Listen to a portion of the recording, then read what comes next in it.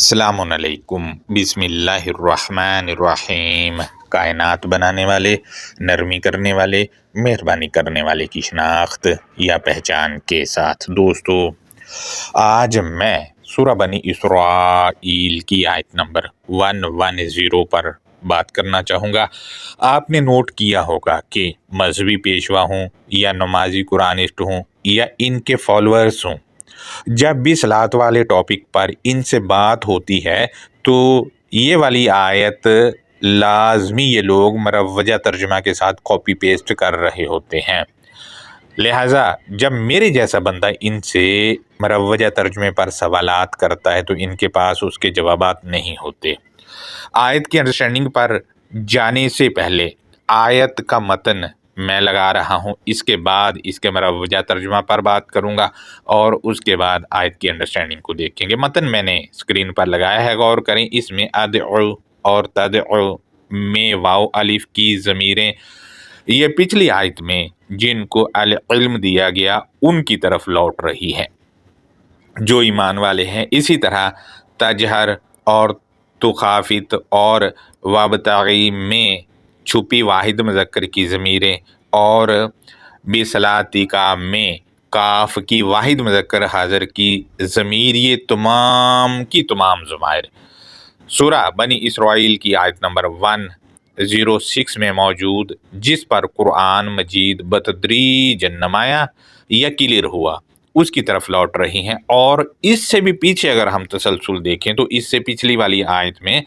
جس کو قرآن سے تنبیہ اور خوشخبری کی آگاہی دی جا رہی ہے اس کی طرف یہ لوٹ رہی ہیں۔ آپ غور کریں، میں آیت کا فریز لگا رہا ہوں ترجمہ کے ساتھ، غور کریں۔ وَلَا تَجْهَرْ بِصَلَاتِكَ وَلَا تُخَافِتْ بِهَا وَابْتَغِ بَيْنَ ذَلِكَ سَبِيلًا۔ اس کا ترجمہ آپ دیکھیں، جتنا بھی کیا ہے وہ جمع کے صیغے میں کیا ہے ان لوگوں نے، جبکہ آیت کے اس فریز میں کوئی بھی جمع کا صیغہ نہیں، سنگولر کے صیغے ہیں، اور ضمیر جو ہے کاف کی ایک آئی وہ بھی سنگولر کی ہے۔ لیکن میں قربان جاؤں ہمارے مترجمین پہ اور اس ترجمہ کو کاپی پیسٹ کر کے پیش کرنے والے قرآنسٹوں سے، وہ اس ترجمہ کو ایسے ہی لگا رہے ہیں کاپی پیسٹ کر کے، اور مترجمین نے جو کر دیا اور جمع کے صیغے میں، جبکہ یہ صیغے سارے کے سارے سنگولر ہیں۔ اس کی وجہ یہ ہے کہ ان کو ایسا اس وجہ سے کرنا پڑا کہ ان کا جو عقیدہ ہے کہ نماز اس آیت سے بھی ثابت ہے، یہ کرنے کے لیے انہوں نے لگا دیا، جبکہ یہ سارے کے سارے سنگولر کے صیغے اس فریز کے پچھلی آیت 106 اور اس سے بھی 105 میں موجود، جس کو قرآن سے تنبیہ اور آگاہی اور جو قرآن جس پر کلیئرٹی ہوئی اس کی طرف لوٹ رہی ہیں، اور وہی تبلیغ کرے گا۔ مزید میں قربان جاؤں ان نمازی قرآنسٹوں پر جو اس آیت کو سیاق اور سباق سے توڑ کر پیش کر رہے ہوتے ہیں، جبکہ کچھ نمازی دوست اور قرآنسٹ نمازی اس آیت کا صرف وَلَا تَجْهَرْ بِصَلَاتِكَ وَلَا تُخَافِتْ بِهَا وَابْتَغِ بَيْنَ ذَلِكَ سَبِيلًا یہ والا حصہ پیش کر کے لا علمی کی وجہ سے شور مچا رہے ہوتے ہیں کہ او جی دیکھو دیکھو نماز ثابت ہوگی۔ لیکن اگر آپ اس فریز کا ان کا کیا ہوا ترجمہ پڑھیں تو ان کی نماز جو یہ لوگ پڑھتے ہیں وہ بھی اس آیت کے خلاف ہے، کیونکہ ان کے خود کے کیے گئے ترجمہ کے مطابق نماز درمیانی آواز میں پڑھی جائے گی، لیکن نمازی قرآنسٹ ایسا نہیں کر رہے ہوتے اور نام نمازی کر رہے ہوتے ہیں۔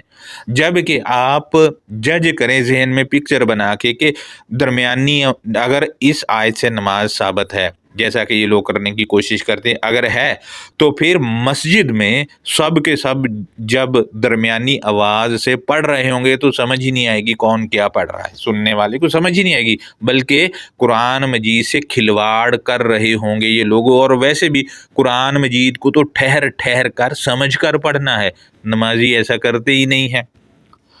مزید جس کو سورہ 17 کی آیت نمبر 107 میں کل کہہ کر حکم دیا جا رہا ہے، وہ ان مؤمنین سے یا جن کو علم دیا گیا ان سے مخاطب ہے، اور ان کو تبلیغ کرنے کے طریقے بتائے جا رہے ہیں اس فریز میں، اور جس پر قرآن کی کلیئرٹی یا انکشاف ہوا اس کو بھی حکم دیا جا رہا ہے کہ درمیانی آواز میں تبلیغ کرنی ہے، نہ ہی چیخنا چلانا ہے اور نہ دھیمی کرنی ہے۔ ایسا نہیں ہو کہ چیخنے سے تلخی والی اور دھیمی آواز سے ایسا نہیں ہو کہ اگلے کو سنے ہی نہ۔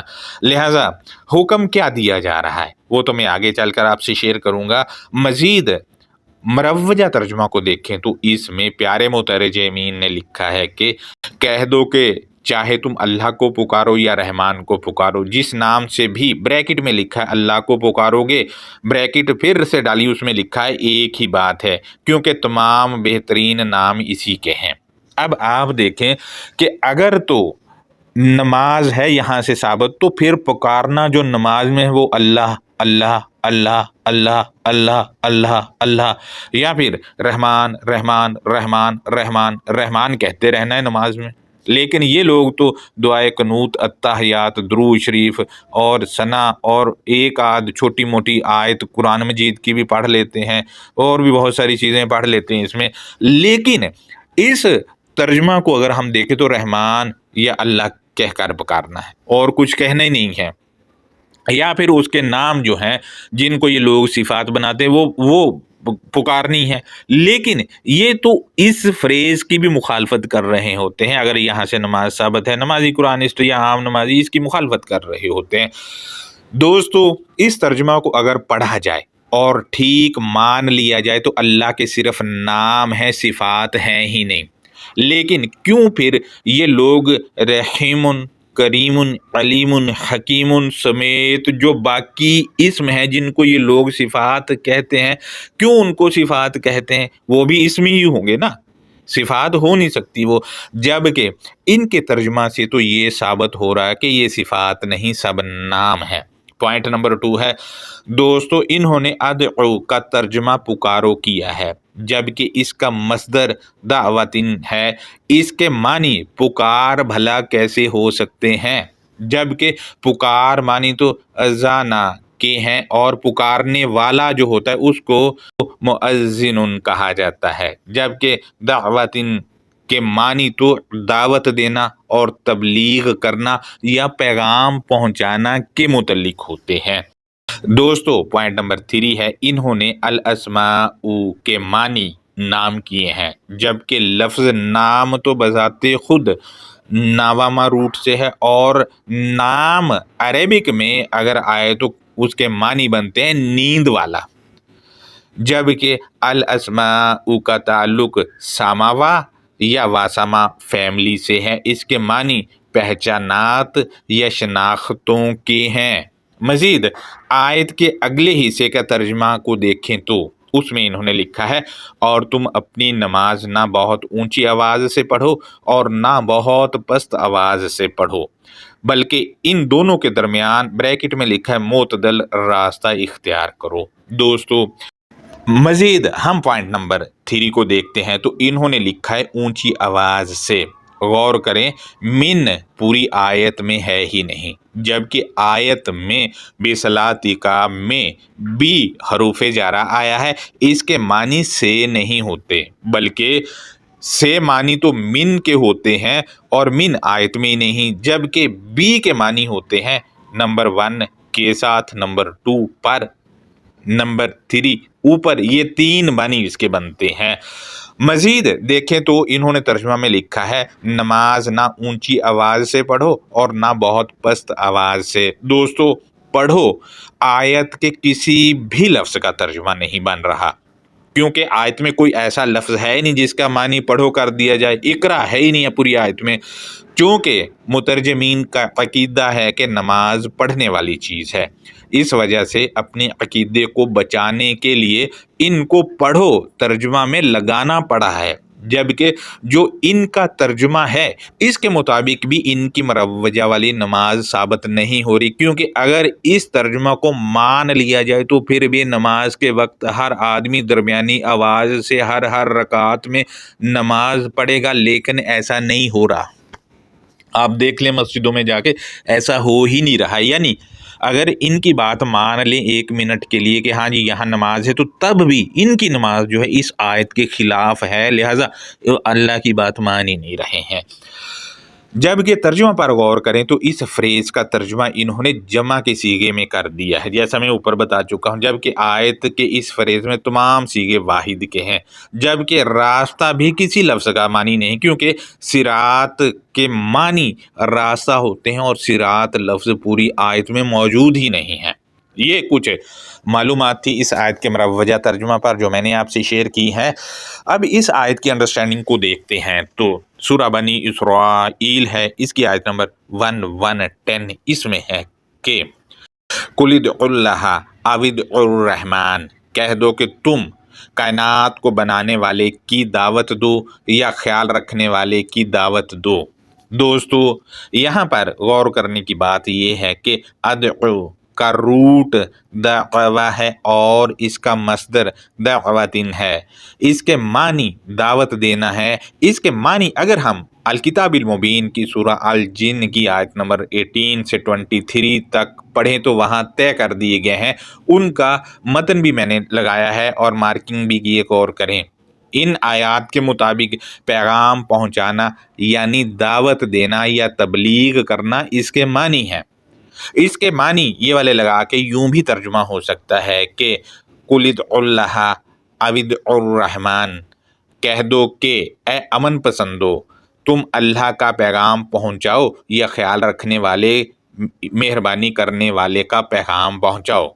जब ये पैगाम पहुंचाना है तो मजीद इसके लिए क्या बताया गया वो अगले फ्रेज में, अय्यम्मा तदउ फलहुल अस्माउल हुस्ना, यकीनन जिस से भी तुम दावत दो या यकीनन जिस से भी तुम पैगाम पहुंचाओ। हतमी बात यह है कि कायनात को बनाने वाले के तमाम इनवानात या तारफ़ात खूब बेहतरीन है।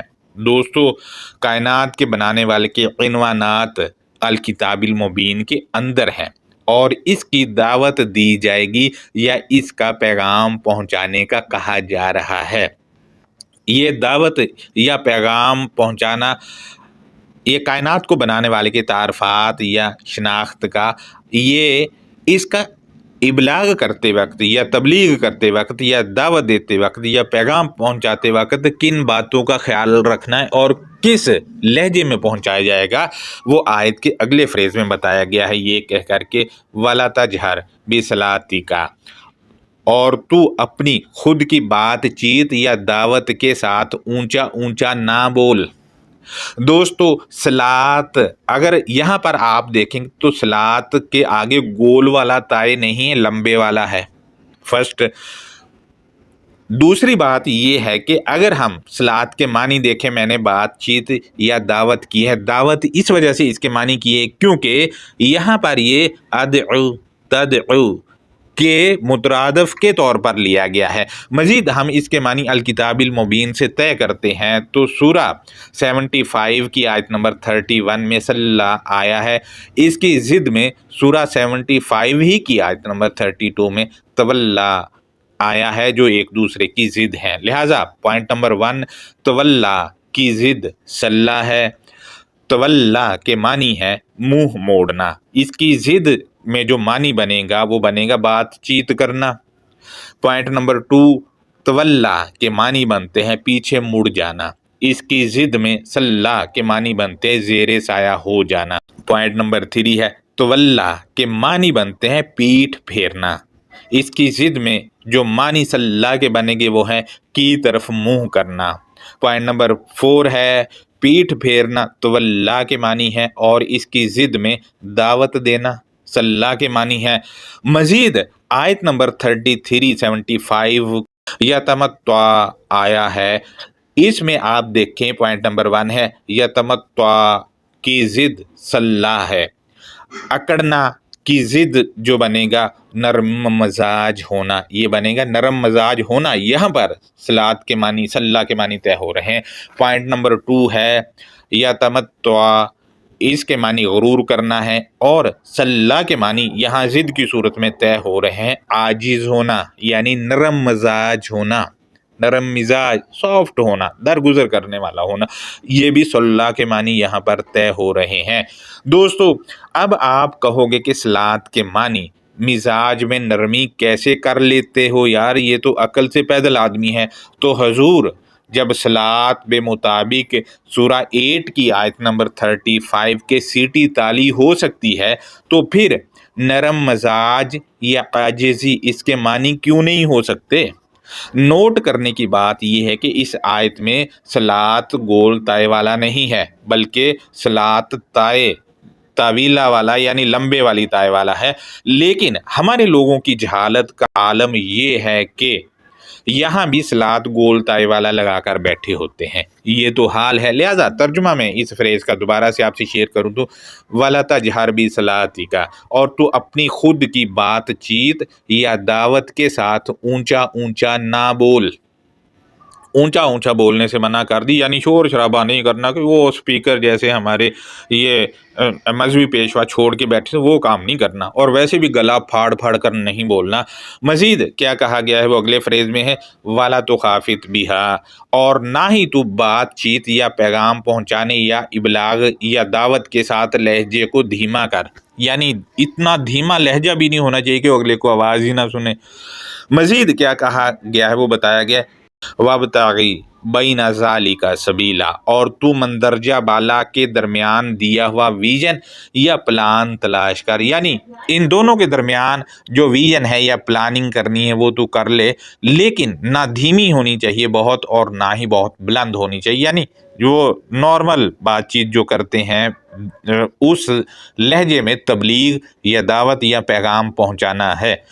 آپ سے یہ شیئر کرتا چلوں کہ اس پوری آیت میں تبلیغ یا دعوت کیسے دینی ہے الکتاب المبین کی تو اس کو دعوت دینے کا کہ کس آواز میں دینی وہ طریقہ کار بتایا گیا ہے۔ یہاں سے بھی لوگ وہ نماز پڑھنا نکال لیتے، پڑھو انہوں نے ترجمہ میں لکھا اور پڑھو، کسی لفظ کا ترجمہ ہے ہی نہیں۔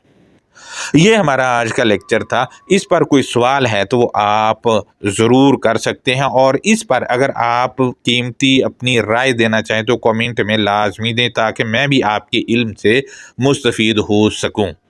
اللہ حافظ، اپنا بہت زیادہ خیال رکھیں۔